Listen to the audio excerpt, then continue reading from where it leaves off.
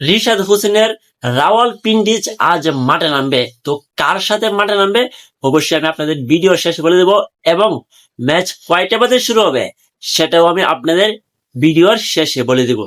তো রিশাদ হোসেন কি আজকে রাওয়ালপিন্ডির গুরুত্বপূর্ণ ম্যাচে একাদশের সুযোগ পাবে?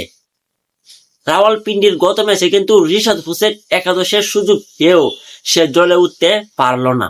রিশাদ হোসেন সে বোলিং এ 3 ওভার করে 36 রান দিয়ে মাত্র একটা উইকেট তুলে নিয়েছিল এই বাংলার রিশাদ হোসেন।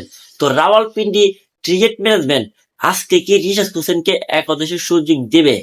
আপনাদের কি মনে হয়, তাকে কি সুযোগ দেওয়া উচিত?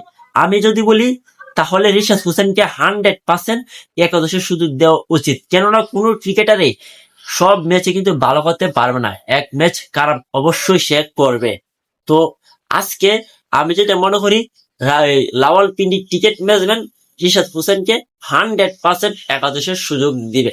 কেননা একজন গুরুত্বপূর্ণ বোলার রিশাদ হোসেন, কিন্তু তাকে একজন অলরাউন্ডারও বলা যায়।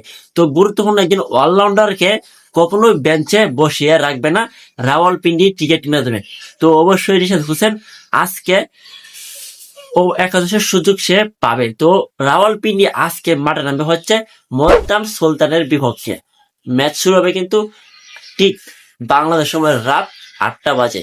তো আপনার মতামত অবশ্যই একটু জানাবেন কমেন্ট বক্সে যে রিশাদ হোসেন একাদশে আজকে সুযোগ পাবে কি পাবে না।